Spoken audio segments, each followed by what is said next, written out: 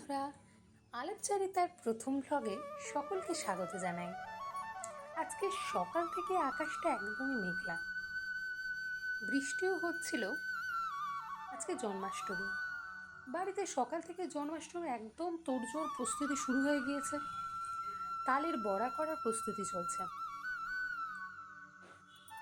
এখানে মা তালের বড়াগুলোর জন্য একটা ব্যাটার রেডি করেছে এবং ধীরে ধীরে সেই ব্যাটারগুলোকে বড়ার শেপে সে তেলের মধ্যে দেওয়া হচ্ছে।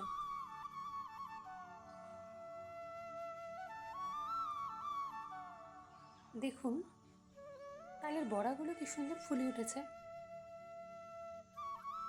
এবার ভাজা রেডি।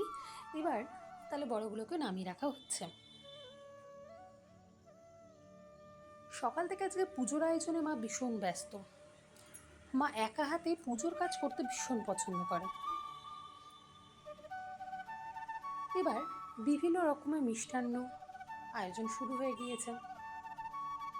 দেখতে দেখতে সকাল থেকে একদম দুপুরে চলে এসেছি আমরা। পুজোর বিভিন্ন রকম আয়োজন শুরু করা হয়ে গিয়েছে।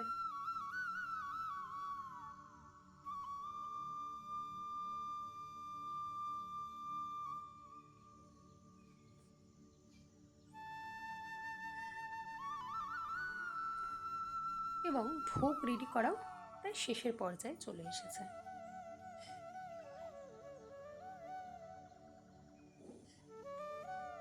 এবার লুচি বানানোর পালা।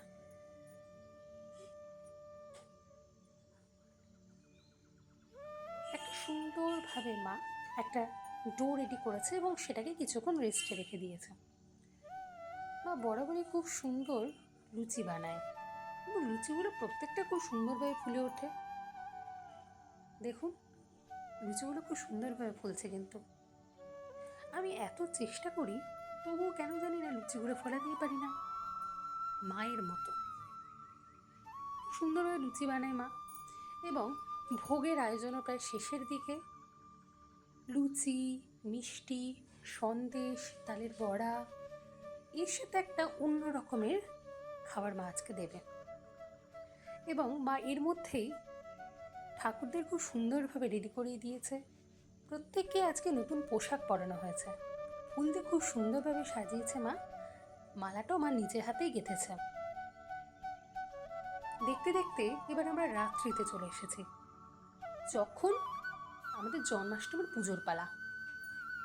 মা সমস্ত ভোগের সাথে সাথে একটা সাবু মাখাও দিয়েছে। তার মধ্যে দুধ, সাবু, কলা, মিছরি, কাজু, কিশমিশ প্রভৃতি মিলিয়ে একটা মিশ্রণ তৈরি করেছে। সেটা খেতে অপূর্ব লাগে। এবার ধূপ রেডি করা হচ্ছে আরতি করবার জন্যে। ধূপের গন্ধ আমার ভীষণ ভালো লাগে, আর ধূপের গন্ধ একদম সারা বাড়িতে ছড়িয়ে পড়ে। সেই গন্ধটা যেন আরও কিছুক্ষণ থেকে যায়, খুবই ভালো লাগে। সকলে জানাবেন কিন্তু আপনাদের ধূপের গন্ধটা কেমন লাগে, অবশ্যই কমেন্টে জানাবেন আমাকে। এবার পুজো করার পালা। মা আজকে শ্রীকৃষ্ণের শতনামও পাঠ করেছে। তার সাথে মা রোজ গীতা পাঠও করে, গীতা পাঠও চলেছে। এবার পুজো করার পালা। আমি, বোন সকলে সেখানে ছিলাম। মা পুজো করছে। মা খুব ভক্তি এবং যত্ন সহকারে প্রত্যেক দিন গোপালকে সেবা দেয়, আর প্রত্যেকটা একাদশীও করে অবশ্য। এবার সন্ধ্যা আরতি করছে।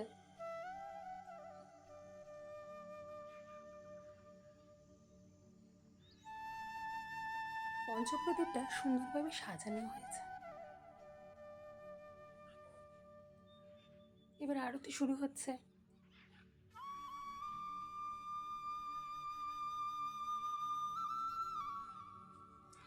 মা সুন্দরভাবে আরতি করে নিচ্ছে সমস্ত ঠাকুর থেকে দেখে।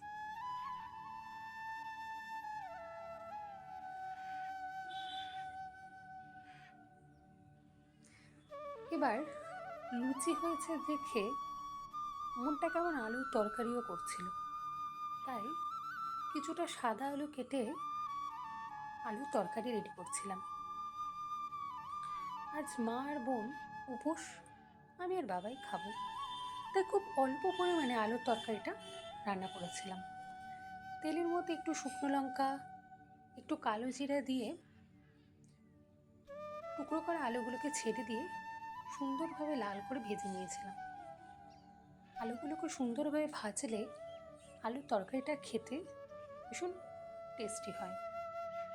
এবং ভাজা আলুর মধ্যে পরিমাণ মতো জল দিয়ে, আমি একটু বেশি জলই ইউজ করেছিলাম। আমি একটু আলুর ঝোল তো রসালো আলুর তরকারি খেতে খুব ভালোবাসি, এবং লুচিতে রসালো তরকারি খেতে আমার খুবই ভালো লাগে। আলুগুলো প্রায় সেদ্ধ হয়ে গিয়েছে, তাই আলুর তরকারিটাও রেডি, এবং আলুর তরকারিটা আমি রেডি করে রেখে দিয়েছি। এবার মা প্রসাদ গুছিয়ে গুছিয়ে সবাইকে দেবে, তাই পাতাতে বিভিন্ন রকম প্রসাদগুলো রাখছে, তালের বড়া, লুচি, সমস্ত কিছু। আজকে এখানেই সমাপ্ত, আবার দেখা হবে।